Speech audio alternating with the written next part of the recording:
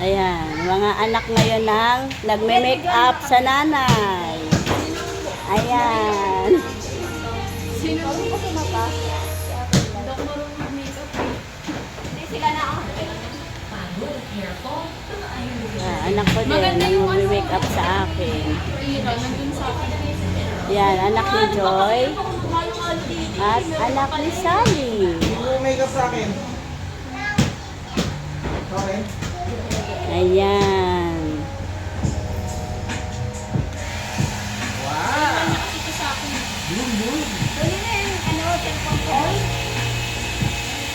Cellphone lang mama. Dapat lip liner mo kasi. Wala akong lip liner, hindi ako nagaganon. Meron ako dito, lip liner. Dalawa.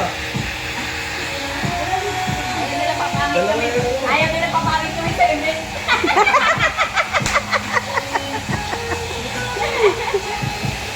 Kasi noon, kami yung nagme-makeup sa inyo. Every time punta ka na school, may event kayo, kami mga nanay. Ngayon, kayo naman sa amin.